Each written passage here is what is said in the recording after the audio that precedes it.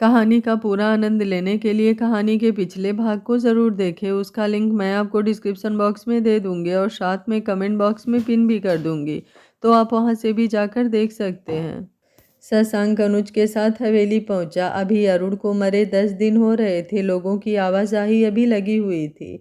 शशांक को देखते ही सारे गार्ड एक तरफ खड़े हो गए। शशांक जैसे ही हाल में आया, शैलजा ठाकुर गुस्से से उस पर चिल्लाते हुए बोली, अब क्या लेने आए हो यहाँ? मेरा सब कुछ तो तुमने छीन लिया।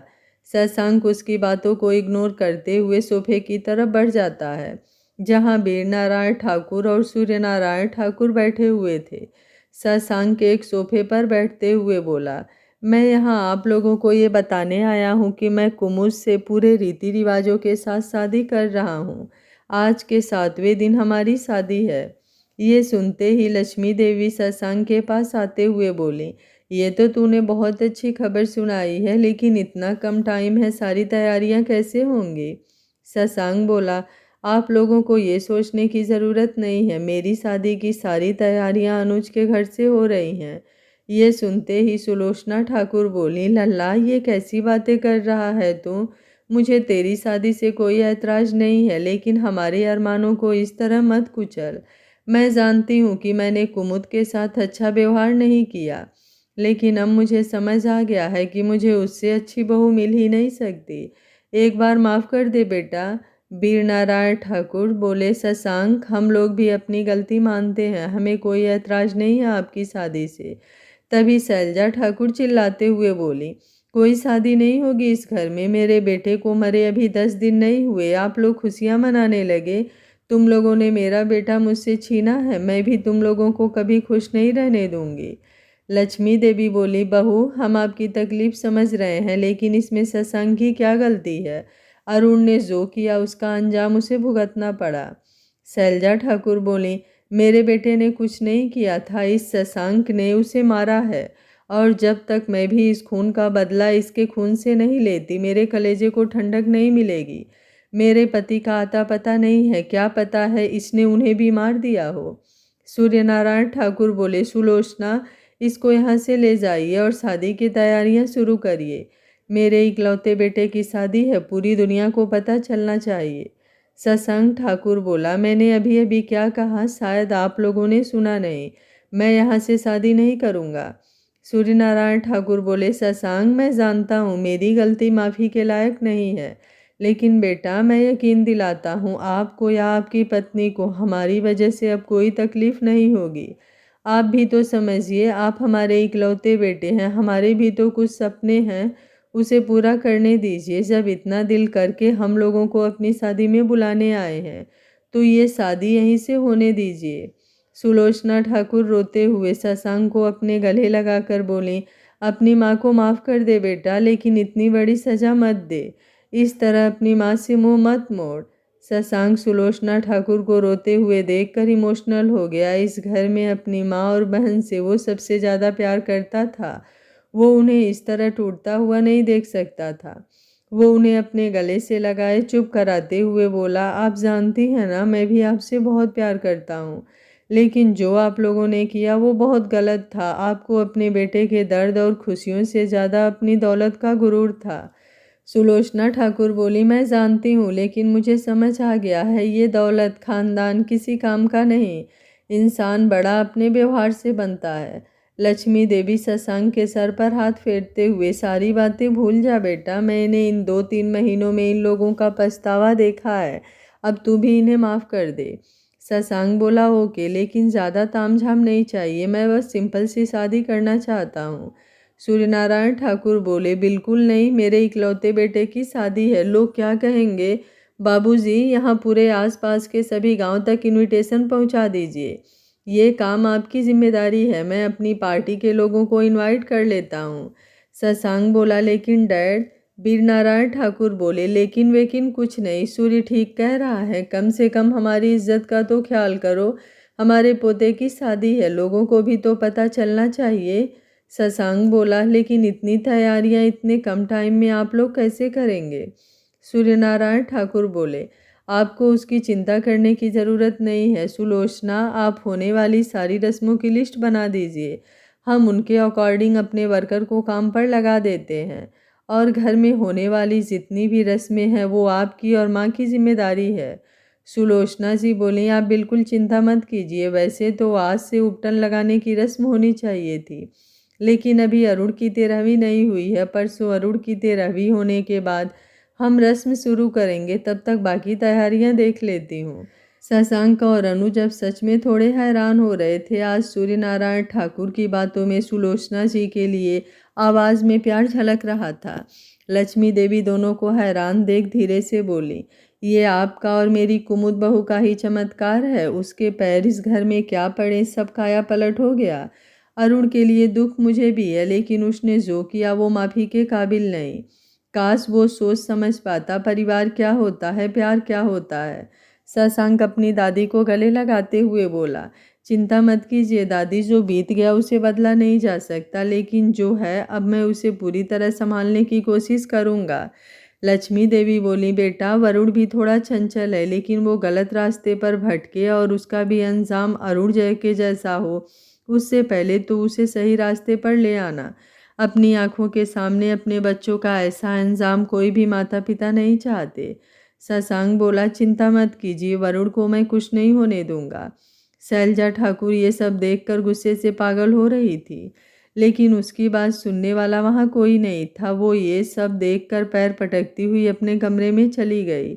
तभी उसे कुछ याद आया और उसके होठों पर एक जहरीली मुस्कुराहट आ गई।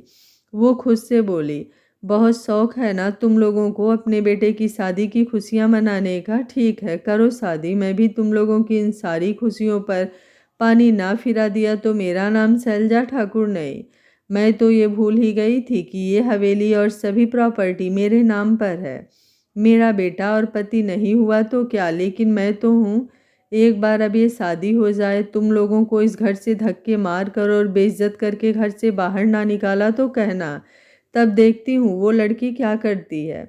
ये शशांक दिन भर तो आवारागर्दी करता है, देखती हूँ कैसे अपनी जान से प्यारी बीबी को 2 टाइम का खाना खिलाता है।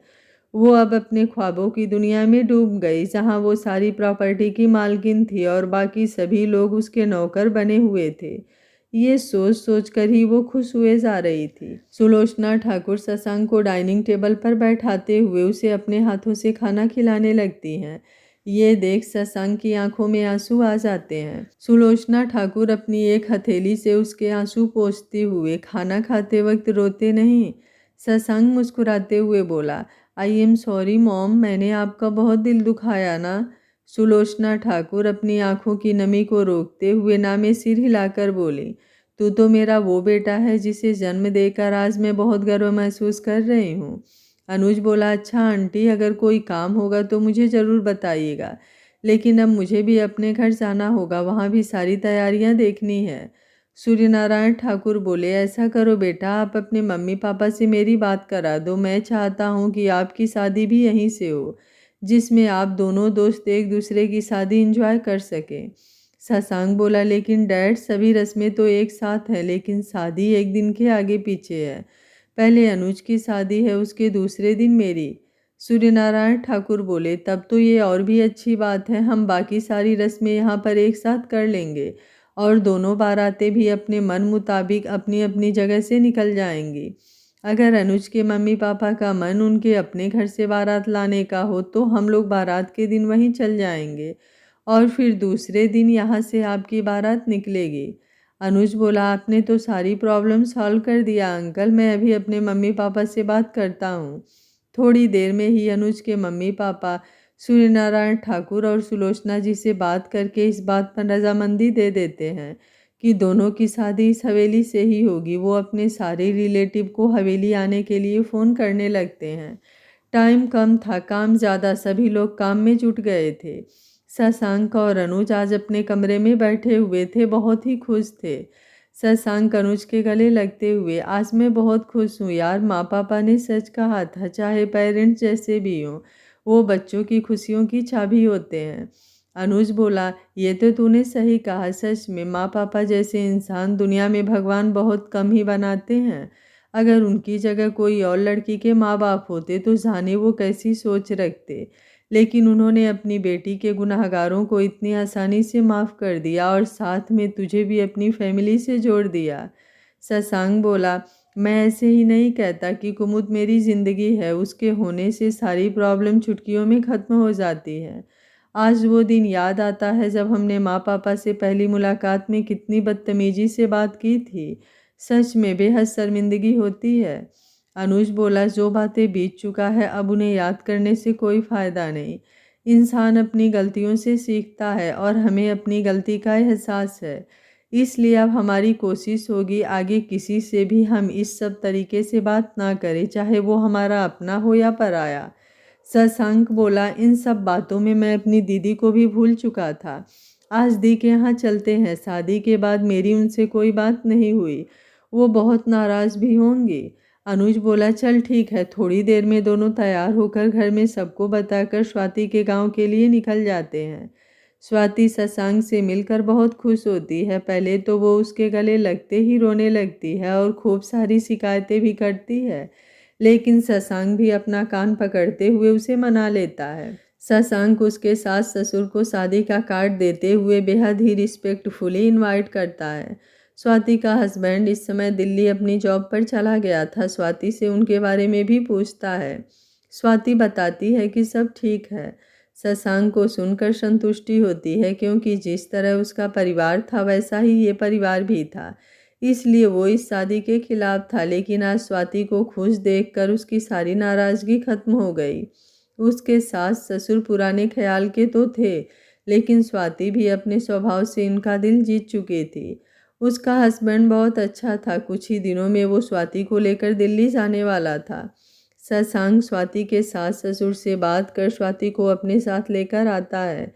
पूरी ठाकुर हवेली में रौनक आ गई थी। शाम को सुनील जी अपने दोनों भाइयों के साथ हवेली आ जाते हैं, जहां पर जोरदार स्वागत होता है। सुनील जी को विश्वास ही नहीं हो रहा था कि ये वही सूर्यनारायण ठाकुर थे जो कुछ महीनों पहले उनकी जान के दुश्मन बने हुए थे। रात के वक्त अनुज अपने घर चला गया था। शशांक अपने कमरे में करवट बदलते हुए बेचैन हो रहा था। तभी कुमुद का कॉल आ जाता है। इस वक्त रात के 11 बज रहे थे जब से वो भी घर से आई थी। कोई अकेला ही नहीं छोड़ रहा था।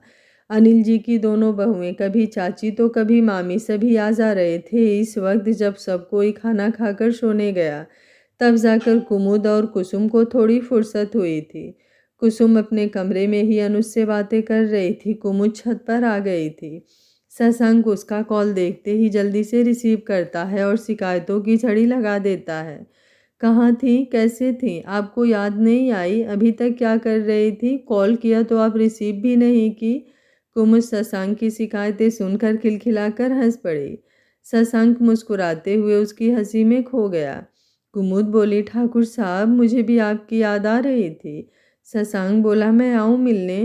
कुमुद बोली, कैसे आएंगे, जानते हैं ना गांव में अगर किसी ने भी देख लिया तो सारे गांव में हड़कंप मच जाएगा।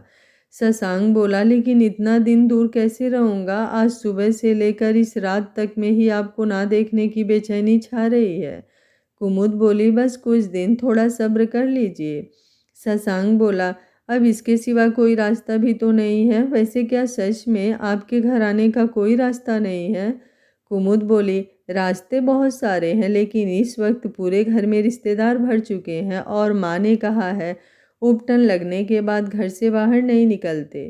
शशांक बोला, आपको आज से ही उपटन लग रही है? कुमुद बोली, हाँ, शाम को लगी है। शशांक वीडियो कॉल करते हुए, कॉल रिसीव कीजिए, मुझे आपको देखना है। कुमुद कॉल रिसीव कर लेती है। दोनों जाने कितनी देर खामोशियों से एक दूसरे को देखते रहते हैं। इन कुछ घंटों की दूरी ही दोनों को सदियों की तरह लग रही थी। इसी तरह कुछ देर अपने प्यार भरी बातें करते हुए शशांक कुमुद को देखते हुए सो जाता है। कुमुद अपने कमरे में आकर मोबाइल अपने पास रखे नींद की वादियों में उतर जाती है। कुमुद भी सो गई थी। दोनों घरों में खुशियां छा गई थी। अगले दिन से शशांक के घर में भी रिश्तेदारों का आना शुरू हो गया था। अरुण की 13वीं होने के बाद शशांक को भी उपटन लगाई जाने लगी। अनुज की फैमिली भी आ गई थी। शशांक और अनुज की सारी रस्में एक साथ हो रही थी। शशांक की सगाई की रस्म संगीत के दिन करने का प्लान बना। गांव में अभी भी लड़के लड़कियों का मिलना अच्छा नहीं समझा जाता था, जिसको ध्यान में रखते हुए दोनों फैमिली इस बात पर रजामंद हो जाती है कि संगीत का प्रोग्राम कुमुद के घर के पास एक खाली जगह पर रखा जाए और वहीं पर सगाई का प्रोग्राम भी हो जाए। गांव में ये एक नया अजूबा था। जैसे जैसे लोगों को इसके बारे में पता चल रहा था, लोग थोड़ा एक्साइटेड हो रहे थे। कुछ लोग बातें भी बना रहे थे, लेकिन उनका काम था ही बातें बनाना। शशांक को आज कुमुद से मिले 3 दिन हो गए थे। शशांक रात से लेकर सुबह तक वीडियो कॉल पर कुमुद से जुड़ा रहता था, लेकिन फिर भी अब उसे सामने से देखने को मचलने लगा था। आज हल्दी थी। शशांक और अनुज को हल्दी के लिए तैयार कर नीचे हाल में लाया गया। दोनों ने केवल धोती पहना हुआ था।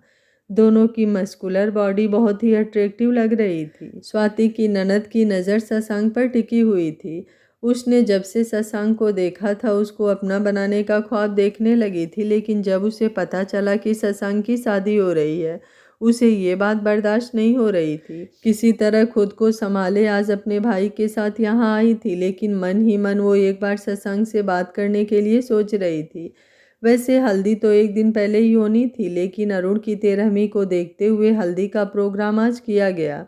सुलोचना जी और रीता जी अपने अपने बेटे को हल्दी लगाकर हल्दी की शुरुआत करती हैं। धीरे धीरे सारे रिश्तेदार हल्दी लगाते हैं। शशांक और अनुज के गांव के दोस्त भी आ गए थे, जिन्होंने जमकर हल्दी की होली खेली। उसके बाद स्वाति अपने हस्बैंड के साथ हल्दी लेकर कुमुद के घर आई। उनके साथ ही अनुज के मामा की बेटी भी थी, जो अनुज की तरफ से हल्दी लेकर आई थी। उनके आने के बाद कुमुद और कुसुम को भी हल्दी लगाया गया। कुसुम और कुमुद की सहेलियां भी आई हुई थी और उसकी दोनों भाभी भी सबके साथ मिलकर कुमुद और कुसुम के साथ खूब मस्ती करती हैं। स्वाति और अनुज की ममेरी बहन भी कुसुम और कुमुद से मिलकर बहुत खुश होती है। हल्दी होने के बाद कुमुद और कुसुम अपने कमरे में आती हैं।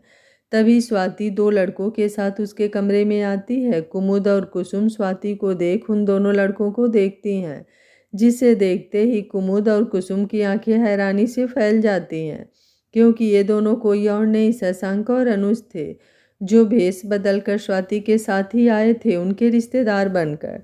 शशांक ने इसके लिए स्वाति और उसके हस्बैंड के कितने हाथ पैर जोड़े थे, तब जाकर स्वाति मानी थी। स्वाति बोली, वैसे मेरे दोनों भाभियों, आपके शादी का तोहफा पहले ही दे रही हूँ, अपने दोनों भाइयों को आपके पास पहुँचाकर। कुमुद और कुसुम शर्म से अपनी पलकें झुका लेती हैं। स्वाति बोली, मैं कमरे से बाहर ही हूँ, आप लोग जल्दी कीजिएगा, क्योंकि कोई भी इधर आ सकता है। शशांक स्वाति के गले लगते हुए, थैंक यू दी। स्वाति कमरे से बाहर आकर खड़ी हो जाती है। अनुज के मामा की बेटी और स्वाति के हस्बैंड भी वहीं थे। तीनों अपना बातें करने लगते हैं। अंदर शशांक जल्दी से कुमुद का हाथ पकड़कर बाहर बालकनी में आ जाता है। उनके बालकनी में जाते ही अनुज कुसुम को अपनी बाहों में भरते हुए, आज दिल को सुकून मिल रहा है। सच में कुसुम, कभी सोचा नहीं था मुझे इतनी शिद्दत से किसी से प्यार होगा। आपसे दूरी बिल्कुल सही नहीं जा रही। कुसुम उसके सीने में सिमटते हुए, मुझे भी आपकी बहुत याद आ रही थी। कुमुद ने ठीक ही कहा था, जब आप मुझसे दूर हो जाएंगे तब मुझे पता चलेगा कि दूर रहना क्या होता है। अनुज अपनी पॉकेट से हल्दी निकाल कुसुम के गालों पर और धीरे से उसकी गर्दन पर भी लगा देता है। कुमुद अपने गालों को उसके गालों से टच कर देती है। बाहर शशांक कुमुद को बाहों में भर सुकून से आंखें बंद कर लेता है। कुमुद भी उससे लिपटी हुई सुकून को जी रही थी। तभी बाहर से स्वाति की आवाज़ आती है, जल्दी कीजिए आप लोग, ऊपर कोई आ रहा है। अनुज जल्दी से कुसुम के सर को चूमते हुए, आ जाइए दी। स्वाति अपने हस्बैंड और जूही के साथ आ जाती है। स्वाति का हस्बैंड राजीव, साले साहब कहाँ हैं? अनुज बालकनी की तरफ इशारा कर देता है। स्वाति मुस्कुराते हुए बोली, कभी सोचा नहीं था मेरा ये बदतमीज भाई किसी लड़की से इतना प्यार करेगा। राजीव स्वाति को पीछे से गले लगाते हुए, ये प्यार ऐसा ही चीज़ है, कैसे कैसे को बदल कर रख देती है। स्वाति झूठ मूठ गुस्से से राजीव के बाहों से निकलते हुए बोली, अच्छा आप तो नहीं बदले। अनुज हंसते हुए बोला, दी जीजू इतना प्यार करते हैं, अब क्या बदलाव चाहिए आपको? स्वाति अनुज के सर पर प्यार से एक थप्पड़ लगाते हुए, चुप कर और देख उन दोनों लैला मजनू को, नहीं तो कोई आ जाएगा। सीढ़ियों पर मैंने देखा था किसी को। तभी दरवाजे पर दस्तक होती है। सुभद्रा जी और उनके साथ कुमुद की बुआ और मामी भी थी। सुभद्रा जी बोली, कुसुम, कुमुद, चलकर नहा लो जल्दी से, फिर हमें और भी रस्म करनी है। सुभद्रा जी की आवाज़ सुनते ही सबकी सिट्टी पिट्टी गुल हो जाती है। कुसुम सबको शांत रहने का इशारा कर बोलती है, आ रहे हैं माँ। वो स्वाति को इशारा करती है बालकनी की तरफ जाने को। स्वाति बालकनी में देखती है दोनों लैला मजनू अभी भी आंख बंद किए एक दूसरे की बाहों में खामोशी से खड़े थे। ये देख स्वाति मुस्कुरा देती है। वो जल्दी से अपने मोबाइल से एक पिक्चर क्लिक करती है। पिक्चर क्लिक होने की आवाज़ सुन शशांक अपनी आंखें खोलता है। सामने स्वाति को देख वो थोड़ा हड़बड़ा जाता है। शशांक को होश आता है। उसकी पकड़ ढीली महसूस करते ही कुमुद भी अपनी आंखें खोल देती है। स्वाति हंसते हुए बोली, ज़्यादा टाइम नहीं है, दरवाजे पर आंटी जी खड़ी हैं, जल्दी करो। शशांक बोला, बस 2 मिनट दी। स्वाति अंदर रूम में आ जाती है। कुसुम बोली, माँ, हम स्वाति दी और जीजू से बात कर रहे हैं, कुछ देर में आते हैं। सुभद्रा जी बोली, चल ठीक है, नीचे के बाथरूम में बाकी लोग फ्रेश हो रहे हैं, तुम दोनों ऊपर के बाथरूम में ही नहा लेना और थोड़ा जल्दी करना। कुसुम बोली, जी माँ। सुभद्रा जी के जाते ही सब थोड़ी राहत की सांस लेते हैं। बाहर शशांक कुमुद के सर को चूमते हुए, मुझे जाना होगा। कुमुद अपनी पलकें झपकाते हुए अपने गालों की हल्दी शशांक के गालों पर लगा देती है। शशांक उसकी आंखों में देखते हुए अपनी पॉकेट से थोड़ी हल्दी निकालते हुए कुमुद के पीठ पर लगा देता है। कुमुद अपनी आंखें बंद कर उसके गर्दन में अपना मुंह छुपा लेती है। उसके पूरे शरीर में सिहरन सी हो रही थी। शशांक उसके लहंगे का दुपट्टा हटाते हुए कमर से लेकर पेट तक पूरा हल्दी लपेट देता है। अनुज कमरे से आवाज़ देते हुए बोला, यार जल्दी कर, नहीं तो हम लोग फंस जाएंगे। शशांक कुमुद का चेहरा अपने हाथों में लेते हुए धीरे से उसके होठों को छू लेता है।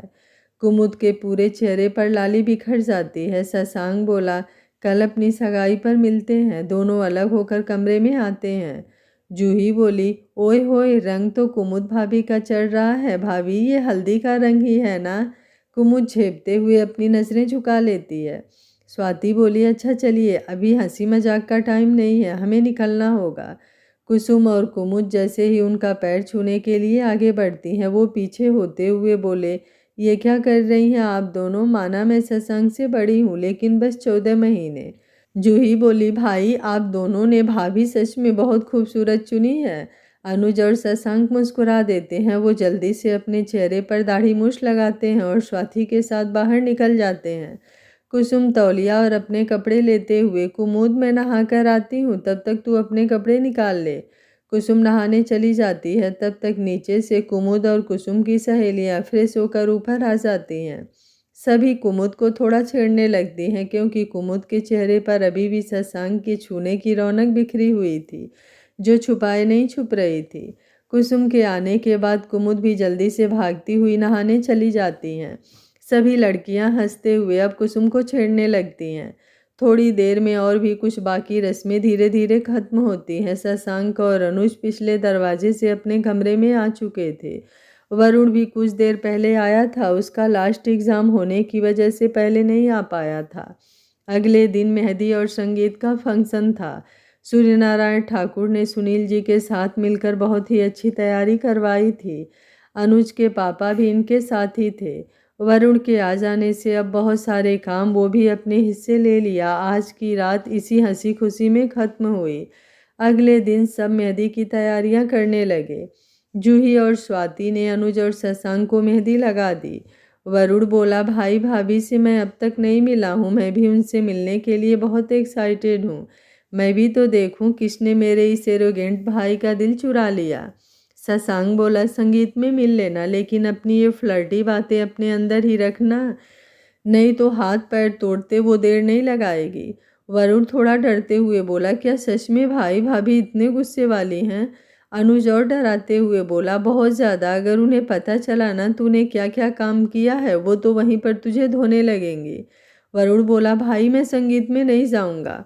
स्वाति अनुज के कान खींचते हुए, मेरे भाई को डराना बंद करो, ऐसा कुछ भी नहीं है, मेरे दोनों भाभी बहुत ही स्वीट हैं। इसी हंसी मजाक में इनके मेहंदी का फंक्शन होता है। कुसुम और कुमुद भी मेहंदी के लिए तैयार होकर नीचे हाल में आ गई थी। जहाँ पर बहुत ही अच्छा डेकोरेशन हुआ था। दोनों को बैठाकर सुभद्रा जी थोड़ा थोड़ा मेहंदी लगाकर रस्म शुरू करती हैं। उसके बाद दोनों की सहेलियाँ मेहंदी लगाने लगती हैं। कुमुद तो एक हाथ में मेहंदी लगाने में ही ऊब चुकी थी। सुभद्रा जी किसी तरह उसे डांटते हुए बैठाए हुए थी। कुमुद मुंह बनाते हुए बोली, माँ मेरी कमर टूट रही है, मुझे भूख भी लग रही है। तभी कुमुद की बड़ी भाभी बोली, ननद रानी शादी के लड्डू इसी तरह नहीं मिलते। कुमुद कन्फ्यूजन से, शादी के भी लड्डू होते हैं? भाभी हंसते हुए बोली, बिल्कुल होते हैं, लगता है हमारे नंदोई जी ने अभी इस लड्डू को खिलाने की प्रैक्टिस नहीं किया है। कुसुम मुस्कुराते हुए, लग रहा है मेरे भैया ने आप लोगों को पहले ही खिला दिया था। कुमुद बोली, दी आप लोग क्या बातें कर रही हो? सुभद्रा जी बोली, पागल लड़की, ये सब मजाक कर रही हैं। कुमुद की सहेली नेहा बोली, आंटी जी इसको कभी किताबों से फुर्सत मिले तब तो दुनियादारी समझ आए। मुझे तो अभी तक विश्वास नहीं हो रहा कि ये जीजू से कैसे प्यार करने लगी है। तुझे याद है कुसुम दी की सगाई में तूने क्या कहा था, सरफिरा है वो? कुमुद बोली, मैंने ऐसा कहा था? कविता बोली, अरे यार हम तो भूल ही गए, अभी इसकी याददाश्त वापस नहीं आई है। कुमुद बोली, अच्छा बताओ ना मैंने और क्या क्या किया था। क्या ठाकुर साहब मुझसे मिलने कॉलेज आते थे? तुम लोग कभी मिली हो ठाकुर साहब से? नेहा बोली, अरे मेरी सुपर फास्ट एक्सप्रेस जरा ठहर जा, तूने जीजू के साथ क्या क्या किया है अगर हम बताएंगे ना तो तुझे विश्वास नहीं होगा। कविता बोली, और नहीं तो क्या, हमें तो वो दिन याद है जब तूने उनकी गाड़ी फूंक दी थी। कुमुद हैरानी से अपनी आंखें बड़ी करते हुए, क्या मैंने ऐसा किया था? वो रुआंसी होकर सुभद्रा जी को देखती है। सुभद्रा जी बोली, ये सब बातें मुझे नहीं मालूम, तूने कुछ भी नहीं बताया था। पीहू बोली, आंटी ये तो जीजू को देखते ही नागिन की तरह फुफकारने लगती थी। लेकिन कुसुम दी की सगाई के दिन जीजू ने क्या गाना गाया था? सच में कुमुद तुम बहुत लकी हो, जीजू तुमसे बहुत प्यार करते हैं। सुभद्रा जी बोली, वो तो है, मेरे दोनों दामाद मेरी दोनों बेटियों को हमेशा पलकों पर रखते हैं। कुमुद की बड़ी मम्मी बोली, अच्छा लड़कियों जल्दी जल्दी मेहंदी लगाओ, फिर रात को संगीत का फंक्शन भी है। हम लोगों को तो इसके बारे में कुछ भी नहीं मालूम, पता नहीं कैसे होता है। कुमुद की सहेली सगुन बोली, आंटी आप लोगों ने फिल्मों में नहीं देखा है या सीरियल में? कुमुद की चाची बोली, अच्छा मैं समझ गई। कुमुद की बड़ी मम्मी बोली, अरे हम लोगों को तो कुछ समझ नहीं आता, हमें तो सास बहू के ड्रामे ही समझ आते हैं। सभी सुनते ही हंसने लगती हैं। कुमुद बोली, माँ सच में बहुत ज़ोर से भूख लगी है। तभी सुनील जी एक प्लेट में खाना लेकर आते हुए बोले, कोई बात नहीं, आज पापा के हाथ से खा लो, क्योंकि आज आपकी मम्मी भी मेहंदी लगाई हुई हैं। कुमुद खुश होते हुए अपने पापा के गले लटकने जाती है। तभी सुभद्रा जी डांटते हुए बोली, अच्छे से बैठ, सारी मेहंदी खराब हो जाएगी। सुनील जी कुमुद और कुसुम के पास बैठकर दोनों को खिलाने लगते हैं। कुमुद भर भर कर अपनी माँ की शिकायतें उनसे करने लगती हैं, जिसे सुनील जी मुस्कुराते हुए सुन रहे थे। कुसुम और कुमुद की मेहंदी लेने के बाद अपने कमरे में आती हैं, दोनों बेड पर लेटते हुए। बाप रे, आज तो कमर टूट गई। बाकी लड़कियां भी मेहंदी लगा लेती हैं। सभी मेहंदी सूखने तक आराम करती हैं ताकि संगीत के वक्त ज़्यादा थकान ना हो। कुमुद और कुसुम तो गहरी नींद में सो जाती हैं। शाम के 4 बजे सुभद्रा जी के जगाने से दोनों उठकर बैठती हैं। कुमुद अपने माँ के गर्दन में दोनों हाथ डालते हुए, माँ अगर पहले पता होता कि शादी के लिए इतनी रस्में करनी पड़ती है तो कोर्ट मैरिज कर लेती। सुभद्रा जी उसके सर पर एक चपत लगाते हुए, शादी होने वाली है, अब तो बचपना बंद कर दे। कुमुद बोली, अब मैंने क्या किया माँ, मैंने तो समझदारी वाली बात ही कही है। अच्छा चलो ये सब छोड़ो, पहले ये मेहंदी उतारो, देखो सब कितनी चिपक गई है। सुभद्रा जी धीरे धीरे तेल की सहायता से मेहंदी हटाती हैं। मेहंदी बहुत ही अच्छी रची थी, लेकिन अभी और रंग चढ़ना बाकी था। सुभद्रा जी अलमारी में से दोनों के कपड़े निकाल कर देते हुए बोली, जल्दी से तैयार हो जाओ, हवेली से सभी लोग पहुंचने वाले होंगे। बाकी लड़कियां भी तैयार होने लगी थी। कुछ ही देर में कुमुद और कुसुम भी तैयार होती हैं। दोनों की सहेलियां हल्का हल्का मेकअप करके दोनों को अच्छे से तैयार कर देती हैं। तभी कुमुद का मोबाइल बजने लगता है। कुमुद मोबाइल लेकर बालकनी में आ जाती है। फ़ोन शशांक ने किया था। कुमुद कॉल रिसीव करते हुए, आप लोग घर से निकल गए? शशांक बोला, बस निकलने वाले हैं, आप तैयार हो गए? कुमुद बोली, हाँ। शशांक बोला, वीडियो कॉल करूं, मुझे देखना है। कुमुद बोली, बस कुछ देर यहाँ आ जाइए, फिर सामने से देख लीजिएगा। शशांक बोला, चलिए थोड़ा इंतजार और सही। कुमुद कमरे में आती है, तभी सुभद्रा जी कमरे में आकर अपनी दोनों बेटियों को देखते हुए उनकी नज़र उतारती हैं और दोनों को काला टीका लगाती हैं। सभी औरतें कुमुद और कुसुम को लेकर नीचे आती हैं। सुनील जी ने संगीत फंक्शन जाने तक का रास्ता खाली करवा दिया था। पूरे रास्ते में नीचे कॉर्पोरेट बिछाकर उस पर गुलाब की पंखुड़ियाँ बिछाई गई थी। थोड़ी ही देर में शशांक और अनुज अपने फैमिली रिश्तेदारों के साथ पहुंच जाते हैं। सुनील जी उनका स्वागत करते हुए शशांक और अनुज को कुमुद और कुसुम के साथ आगे बढ़ने को कहते हैं। शशांक और अनुज आज अपनी अपनी वाली को देखते ही रह गए। दोनों बेहद खूबसूरत लग रही थी। शशांक बिना पल के झपकाए कुमुद की तरफ बढ़ जाता है। उसकी नज़रों की गर्मी से कुमुद जैसे पिघल रही थी। हमेशा बोल्ड रहने वाली लड़की आज पलकें नहीं उठा पा रही थी। शशांक कुमुद की तरफ हाथ बढ़ाता है। कुमुद शर्मीली मुस्कुराहट के साथ अपने हाथों को शशांक के हाथों में रख देती है। अनुज भी कुसुम का हाथ थाम लेता है। दोनों कपल्स फूलों के रास्ते होते हुए आगे बढ़ते हैं। बाकी फैमिली भी उनके पीछे ही थी। बाहर के सारे गेस्ट पार्टी एरिया में बैठे हुए थे। सभी के लिए बेस्ट प्रबंध किया गया था। गांव के लोगों के लिए जैसे जन्नत यहीं पर उतर गई थी। पूरे रास्ते लाइटों की होती चमचम, जैसे तारे धरती पर उतर आए हों। दोनों कपल अपनी अपनी सीट पर आकर बैठते हैं। सुनील जी और उनके दोनों भाई शशांक की फैमिली और अनुज के मम्मी पापा को सम्मान के साथ अपनी सीट पर बैठाते हैं। बाकी सारे गेस्ट भी अपनी अपनी जगह पर बैठ चुके थे। ये संगीत की शाम इस गांव में ही नहीं, अगल बगल के गांव के लिए भी यादगार होने वाली थी। पूरा भीड़ उमड़ पड़ा था, लेकिन सुनील जी को ये चीज़ पहले से ही पता थी, इसलिए उन्होंने उनकी पूरी व्यवस्था की थी। पूरा खुला मैदान होने की वजह से लोगों को एडजस्ट करने में दिक्कत नहीं हुई। खाने का सिस्टम भी टॉप क्लास का था। सारे गेस्ट को आते ही कोल्ड ड्रिंक, चाय, काफ़ी स्नैक्स पेश किए गए। स्टेज पर होस्ट करने की जिम्मेदारी वरुण और नेहा ने ली थी। उनके साथ कुमुद के भैया भाभी भी दे रहे थे। वरुण स्टेज पर जाने से पहले शशांक के पास आया। शशांक कुमुद से मिलवाते हुए उसका परिचय कराया। कुमुद ने हाथ जोड़कर नमस्ते किया। वरुण बोला, भाभी आपके चरण कहाँ हैं? कुमुद कंफ्यूज होकर उसे देखती है। वरुण हंसते हुए बोला, वो क्या है ना, मैंने सुना था कि आप जर्नलिज्म की पढ़ाई कर रही हैं, लेकिन आप तो ये गांव की गोरी की तरह हाथ जोड़कर नमस्ते कर रही हैं। स्वाति वरुण के कान पकड़ते हुए बोली, तेरी शैतानियाँ फिर से चालू हो गई। शशांक उसके कान छुड़ाते हुए, कुमुद ये थोड़ा ऐसा ही है, पटना में रहकर पढ़ रहा था, अपनी हल्दी वाले दिन ही फाइनल एग्ज़ाम देकर आया है। वरुण कुसुम से भी मिलता है। वो अनुज के कंधे पर हाथ रखते हुए बोला, वैसे भाभी आप लोगों को मालूम है मेरे ये दोनों भाई आप लोगों का नाम लेकर मुझे कितना डरा रहे थे। कुसुम बोली, ऐसा है क्या? वरुण भोली सी शक्ल बनाते हुए, बिल्कुल भाभी, इन दोनों ने मुझ पर बहुत सारे अत्याचार किए हैं, आपको क्या क्या बताऊं। कुमुद खिलखिलाकर हंसते हुए बोली, कोई बात नहीं, अब हम एक टीम में हो जाएंगे, फिर मिलकर इन दोनों लोगों की बैंड बजाएंगे। शशांक बोला, ये तो गलत बात है कुमुद, आप तो मेरी हैं, आपको मेरी साइड रहना चाहिए।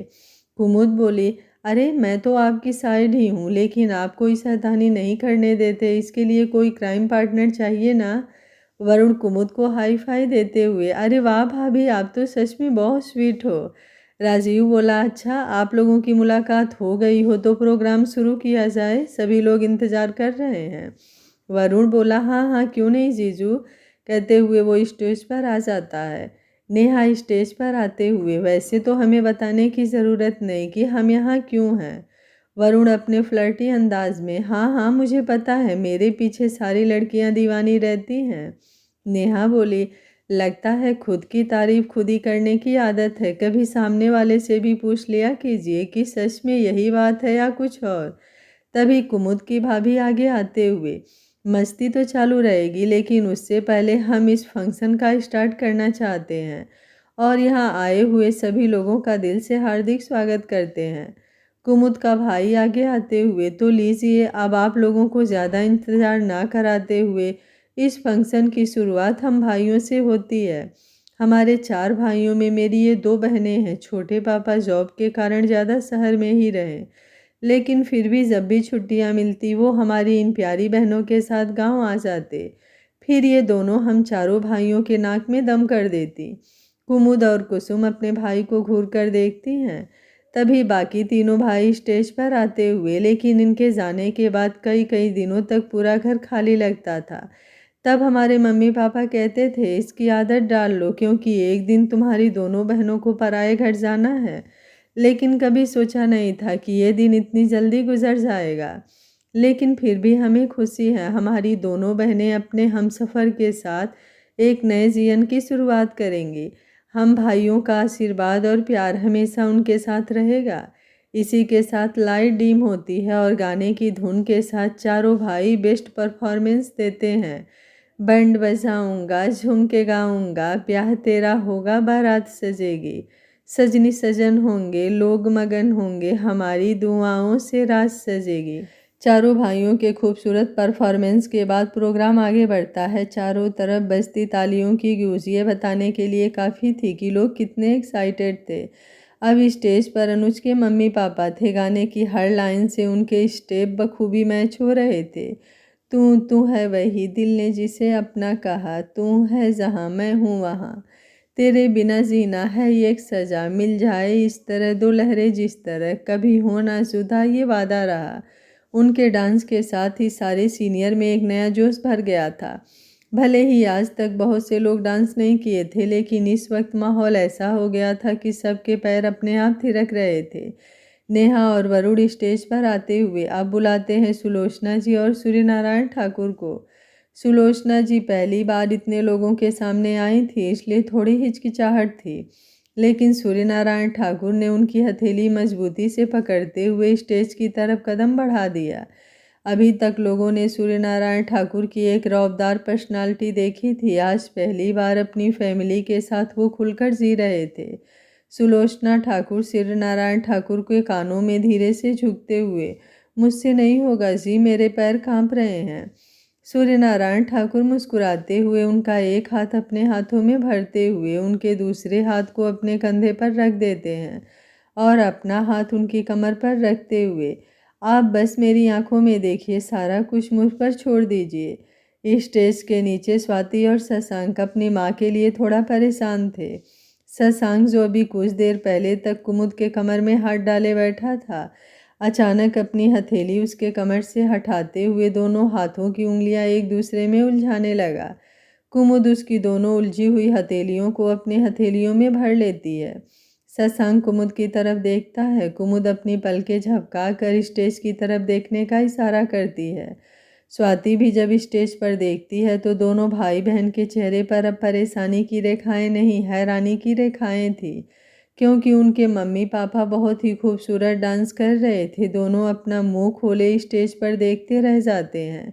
गाना बज रहा था, तू सफ़र मेरा है, तू ही मेरी मंजिल, तेरे बिना गुजारा ए दिल है मुश्किल, मुझे आजमाती है तेरी कमी, मेरी हर कमी को है तू लाजमी, जुनून है मेरा बनूं मैं तेरे काबिल, तेरे बिना गुजारा ए दिल है मुश्किल। इस खूबसूरत से डांस के बाद शशांक और स्वाति स्टेज की तरफ बढ़ते हुए अपने माँ के गले लग जाते हैं। सूर्यनारायण ठाकुर बोले, लगता है केवल अपनी मॉम से ही प्यार करते हो तुम दोनों। शशांक उनके गले लगते हुए, ऐसी कोई बात नहीं है, आप दोनों ने बहुत अच्छा परफॉर्मेंस दिया। सूर्यनारायण ठाकुर स्वाति की तरफ भी हाथ बढ़ाते हैं। स्वाति उनके गले लगते हुए रो पड़ती है। शायद उसके होश संभालने के बाद पहली बार था जब सूर्यनारायण उसे अपने बेटे की तरह गले लगा रहे थे। सूर्यनारायण ठाकुर की आंखें भी नम हो जाती है। आज एक सुकून सा महसूस हो रहा था। आज उन्हें लग रहा था कि सच में पावर और पैसे से जितना सुकून नहीं मिलता, उतना अपनों को प्यार से गले लगाने में मिलता है।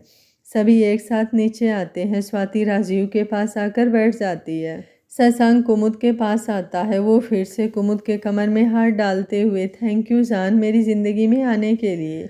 कुमुद बोली, इसमें थैंक यू की क्या बात है, जब हम दोनों एक दूसरे के लिए बने हैं तो हमारा मिलना भी तय था। शशांक मुस्कुरा देता है। अब स्टेज पर कुमुद के भाई और भाभी आते हुए बुलाते हैं दुल्हन के मम्मी पापा को। सुभद्रा जी बोली, नहीं नहीं, मुझसे नहीं होगा।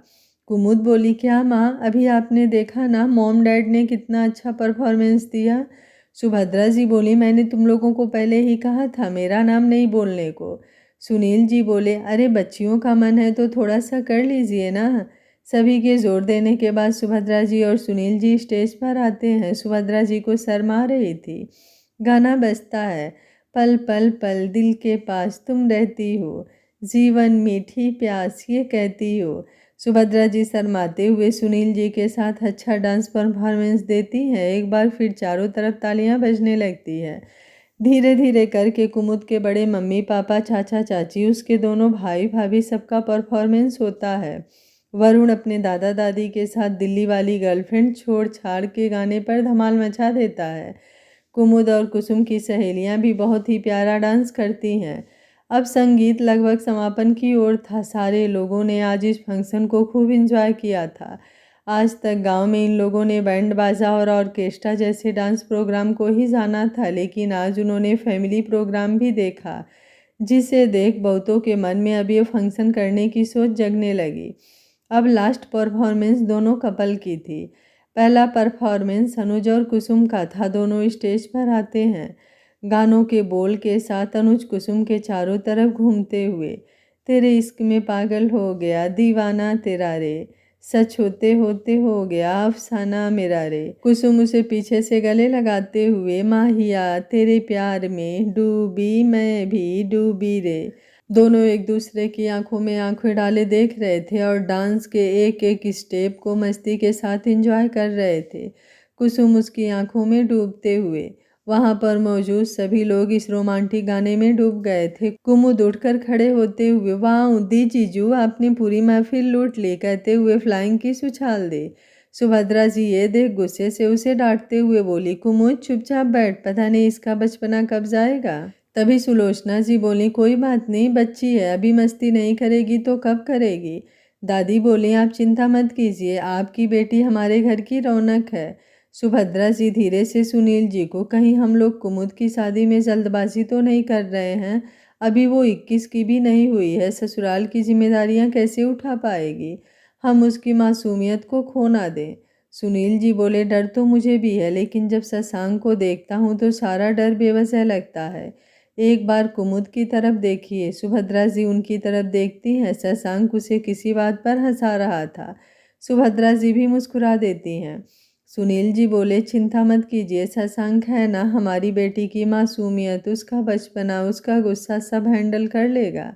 अगर पहले शादी नहीं हुई होती तो अभी 2-3 साल तक रोक लेता, लेकिन आप जानती हैं ना, इस बात की भनक किसी को भी लगा तो कैसी कैसी बातें बनाने लगेंगे।